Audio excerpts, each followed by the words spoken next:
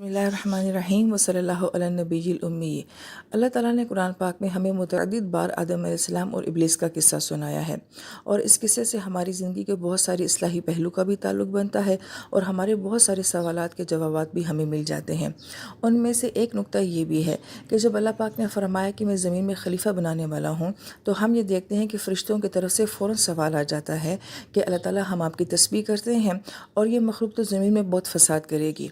इस मौके पे जो काबिल गौर बात यह है कि इब्लीस ने किसी किस्म का कोई सवाल नहीं किया।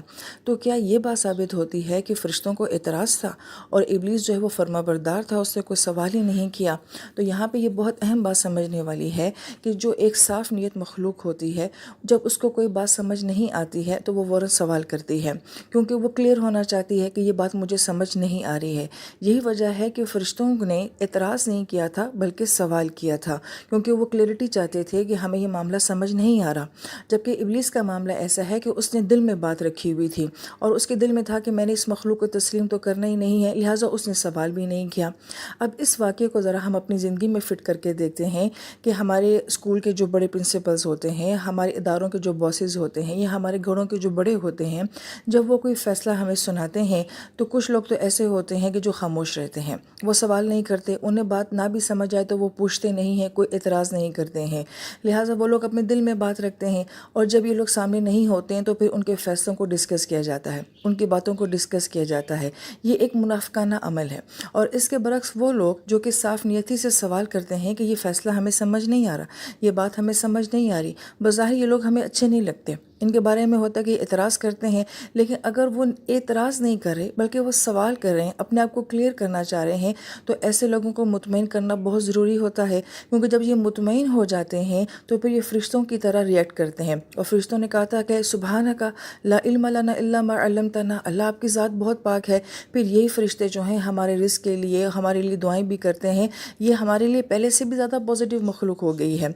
और इसी तरीके से अमली ज़िंदगी में वो लोग जब उनको उनके सवालात के जवाबात मिल जाते हैं तो वो पहले से भी ज़्यादा अच्छे तरीके से अपना काम करके दिखाते हैं, उनकी वफ़ादारियाँ और भी ज़्यादा जो हैं वो क्लियर हो जाती हैं। तो पहली बात तो ये समझनी चाहिए कि किसी के फ़ैसले पर अगर कोई इश्काल है तो उसको दिल में रखना ये शैतानी अमल है और ये मुनाफ़िकाना अमल है।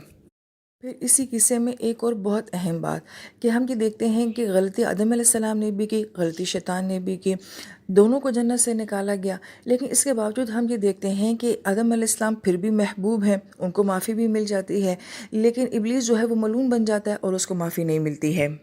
और इस पर मज़ीद ये कि अल्लाह पाक ने फरमाया था इन्नी जाइलुन फिल अर्ज़ी खलीफ़ा, कि मैं ज़मीन में खलीफा बनाने वाला हूँ। तो ये बात पहले ही तयशुदा थी कि खलीफा ने तो ज़मीन में जाना ही जाना है, लिहाजा आदम अलैहिस्सलाम से कोई ख़ता होगी जिनकी वजह से उनको जन्नत से निकाला भी जाएगा। लिहाजा इस सारे किस्से से हमारे ज़हन में ये सवालात आते हैं कि आदम अलैहिस्सलाम की क्या गलती थी, उनका क्या कसूर था। और फिर इस तरह के सवालात हमारी अपनी अपनी ज़िंदगी में भी आ जाते हैं कि हम ये कहते हैं कि अगर मैंने गुनाह किया है तो इसमें मेरी क्या गलती है, ये तो अल्लाह ताला ने पहले से लिखा हुआ है। अगर कोई हिंदू के घर में पैदा हुआ है तो उसकी क्या गलती है कि वो हिंदू पैदा हुआ है, और मेरी तकदीर ही ऐसी बनी है, इसमें मेरा क्या कसूर है, अल्लाह ताला ने ये दुनिया बनाई क्यों है। बहुत गौर तलब और अहम बात यह है कि जब आदम अलैहिस्सलाम को जन्नत से निकाला गया तो क्या आदम अलैहिस्सलाम ने अल्लाह ताला से ये सवाल किया था कि अल्लाह पाक मेरी क्या गलती है, ये तो सब आपने पहले से तय करके रखा हुआ था। क्या उन्होंने अल्लाह ताला की ज़ात को ब्लेम दिया? क्या उन्होंने इस सारे वाक़े से कोई लॉजिक मांगी थी अल्लाह पाक से? तो हम ये देखते हैं कि आदम अलैहिस्सलाम ने फरमाया रब्बाना ज़लमना अनफुसना व इल्लम तग़फ़िर लना व तरहमना लनकुनन्ना मिनल खासिरीन। अल्लाह ताला सारी गलती हमारी तरफ से है, सारा कसूर हमारी तरफ से है, अल्लाह मुझे माफ़ कर दें और मेरे पे रहमत का मामला फरमाए। लिहाजा उन्होंने कोई सवाल नहीं किया, उन्होंने सारा ब्लेम अपने ज़िम्मे ले लिया और फिर उसके ऊपर माफ़ी भी मांग ली। जबकि शैतान का रवैया क्या था कि उसने कहा कि अल्लाह बिमा अग़वैतनी, आपने मुझे गुमराह किया है, आपका कसूर है, अगर आप ऐसा ना करते तो मैं जन्नत से ना निकाला जाता और मैं गुमराह ना होता। लिहाजा ये सवालात जो हैं ये हज़ारों सालों से किए जा रहे हैं कि आदम अलैहिस्सलाम की क्या ख़ता थी।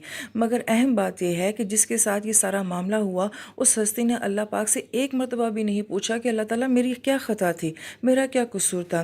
लिहाजा अब जब हमारे जहनों में ये सारे सवालात आते हैं तो हमें उस वक़्त अपने आप को ये बात समझानी चाहिए कि ये सारे क्वेश्चन शैतान ने अल्लाह ताला से किए थे। इसको हदीस पाक के साथ भी जोड़े कि नबी अलैहि सल्लम की हदीस पाक का मफ़हूम में आप फरमाते हैं कि जो शरीफ़ नफ्स इंसान होता है वो हर بات کی ذمہ داری اپنے اوپر لے لیتا ہے کہ شاید میرا ہی قصور ہوگا، شاید میرے سے ہی کوئی غلطی ہوئی ہے، اور جس کے نفس میں شر ہوتا ہے وہ ہر بات کا الزام دوسرے پہ دے دیتا ہے۔ ماں باپ کا قصور ہے، استاد کا قصور ہے، معاشرے کا قصور ہے، میری قسمت کا قصور ہے۔ اور پھر اس بات کے اوپر بھی بہت غور کریں کہ ہمارے ذہن میں یہی سوالات کیوں آتے ہیں کہ میرا کیا قصور ہے، آدم علیہ السلام کا کیا قصور تھا، اللہ پاک نے دنیا بنائی کیوں ہے؟ اس لیے کہ شیطان خود بھی یہی سوالات کر کے مردود ہوا ہے، اور وہ ہم سے بھی یہی سوالات کرا کے ہمیں اللہ تعالیٰ کی نظروں میں گرانا چاہتا ہے۔ لہٰذا یہاں پر ہمیں یہ بات سمجھنی چاہیے کہ اگر یہ سارے سوالات ہمارے ذہنوں میں سوال بن کر آتے ہیں جیسے کہ فرشتوں نے کیے تھے، تو پھر اس کے جواب قرآن سے ڈھونڈیں، سیرت سے ڈھونڈیں۔ مگر اگر یہ ساری باتیں ہمارے ذہنوں میں اعتراضات کی صورت میں آتی ہیں کہ جیسے شیطان نے کیے تھے، تو پھر اس کا مطلب ہے کہ جیسے وہ خود برباد ہوا، وہ ہمیں بھی برباد کرنا چاہتا ہے۔ اللہ تعالیٰ ہم سب کو ایمان کی سلامتی نصیب فرمائے، آمین یا رب العالمین۔